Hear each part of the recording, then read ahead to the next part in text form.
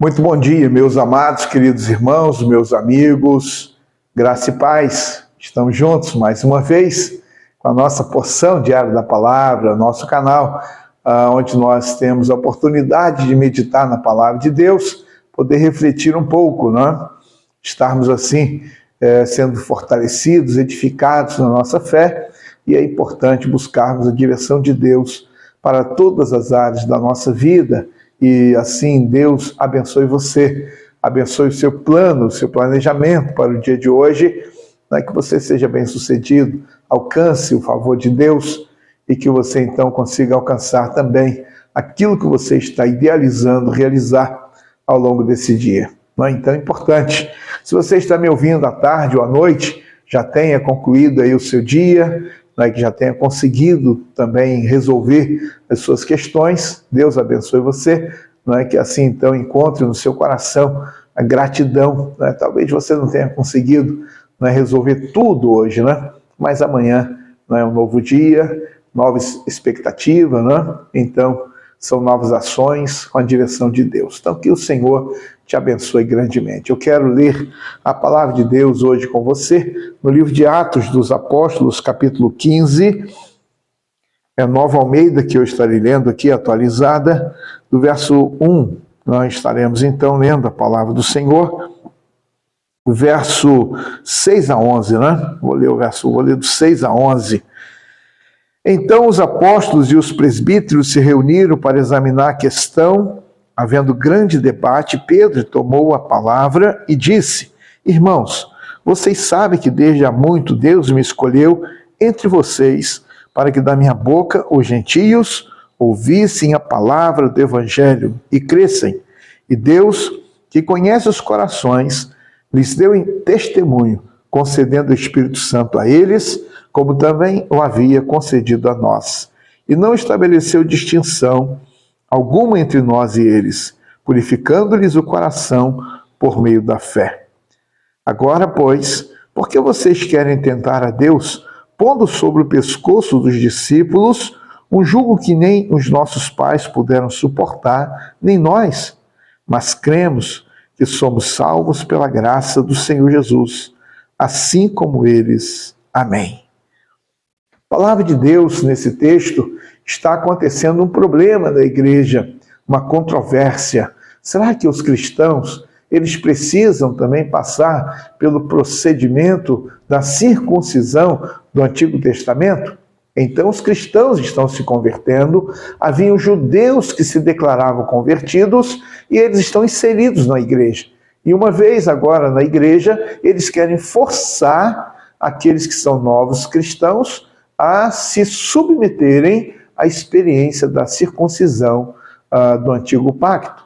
Então começa a haver um debate, uma discussão, uma discórdia, então uma controvérsia, e este assunto então precisava ser levado à liderança de Jerusalém. E quando então eles procuram os apóstolos, os presbíteros, os líderes da igreja em Jerusalém, eles então realizam ali uma assembleia e eles tomam uma decisão.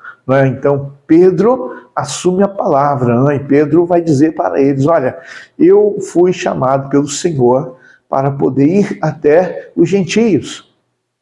Temos aí o episódio de Pedro indo à casa de Cornélio, e ele então prega a palavra para toda a família de Cornélio, amigos, pessoas que foram convidadas, e ali então Pedro viu a conversão daquelas pessoas e o Espírito Santo descer sobre elas.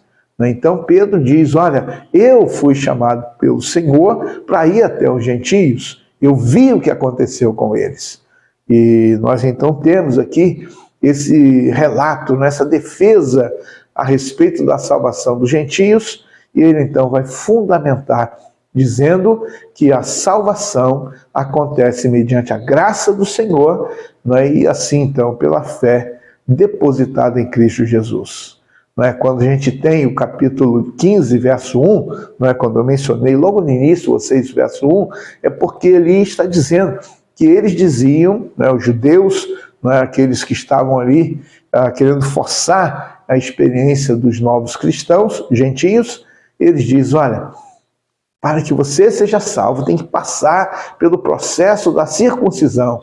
E aí então foi onde deu essa confusão e os apóstolos então esclarecem, Pedro traz essa palavra e ele então ele vai dizer de forma bem específica, né, no verso 11, mas cremos que somos salvos pela graça do Senhor Jesus.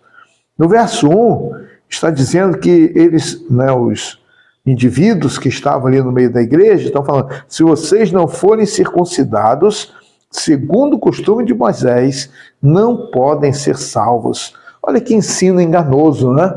Olha que ensino contraditório, confuso, errado, que eles estão tentando passar. Salvação é graça. Salvação é mérito de Jesus. Salvação não está naquilo que nós fazemos ou deixamos de fazer. A salvação é quando cremos em Jesus Cristo como Senhor e Salvador, quando nos arrependemos de nossos pecados, e então nós somos salvos. Pedro então diz que somos salvos pela graça, unicamente pela graça do Senhor Jesus. Olha que maravilha, eu e você podemos receber esta palavra. No dia de hoje, sabermos que a nossa salvação não está em algumas ações, não está em méritos humanos, em coisas humanas, né? Na verdade, não está sob um sistema rígido de religião ou de regras, de normas, mas está unicamente, na única exigência, é crer em Jesus Cristo como único Senhor e Salvador. Que assim seja, que Deus nos abençoe. Quero convidar você, vamos orar? Nosso Deus, nosso Pai, agradecemos pela Tua palavra e agora, Deus, quando nós podemos buscar a Tua face, ó Deus, para expressar a nossa gratidão pela grandiosa salvação que o Senhor nos trouxe. Obrigado, Deus, porque ela é graça, é o favor que nós não merecemos. Reconhecemos isso, ó Deus, e eu peço ao Senhor, por misericórdia, para que abençoe os meus irmãos, são Teus filhos, Tua igreja, o Teu povo, ó Deus, e para que mais e mais estejamos, ó Deus, fazendo com que as pessoas compreendam que não são pelas boas obras. A salvação não acontece por causa da religião, da religiosidade, das cerimônias, mas a salvação está em Cristo. Obrigado, Deus, muito obrigado, porque um dia eu pude reconhecer Cristo como meu Senhor e Salvador, assim como meus irmãos que são os Teus filhos, a igreja do Senhor Jesus. E assim, ó Deus, nós louvamos o Teu nome.